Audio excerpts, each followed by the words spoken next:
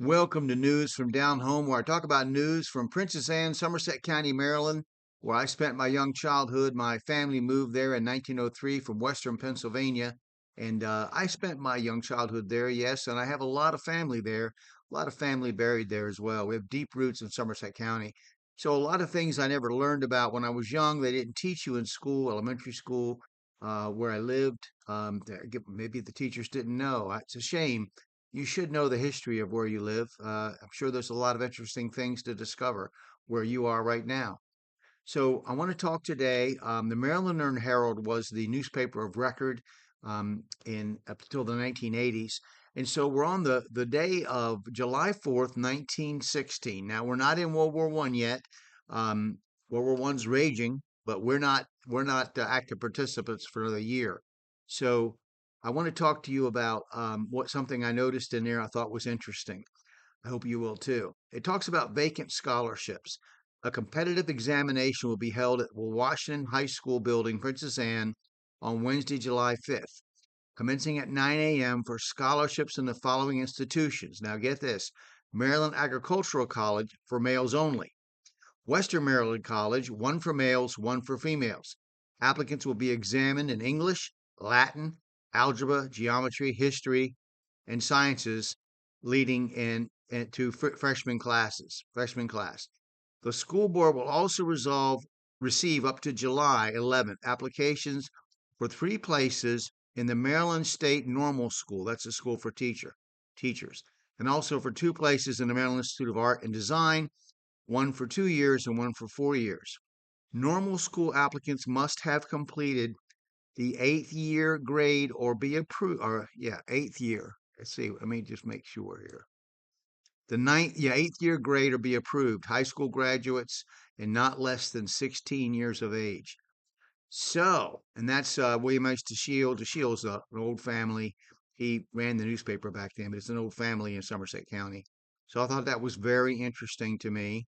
Um, so let's look at a historic building in Somerset County. Now, I want to talk today about the Ward Brothers House and Shop. It's an historic home located at Crisfield, Somerset County. Um, and it was the brothers Lemuel T. Ward and Steve Ward are recognized as the fathers of the modern movement in decorative wildlife or decoy carving in America. Decoys are what duck hunters use a lot. When I was growing up, my father had decoys. He was very proud of where he got them. They were handmade, and that's an important thing. Now, let me just go over the Ward Brothers House and Shop.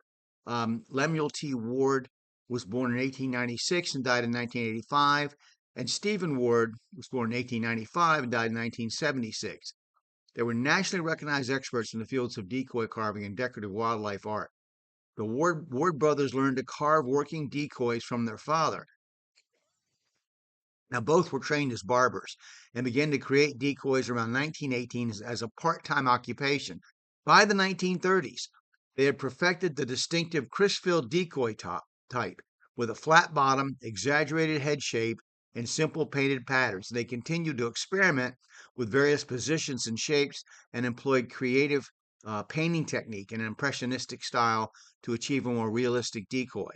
Their lifelike creations brought them statewide and later national fame. Their decoys were included in rigs used by President Franklin D. Roosevelt and later Harry S. Truman and Lyndon Johnson.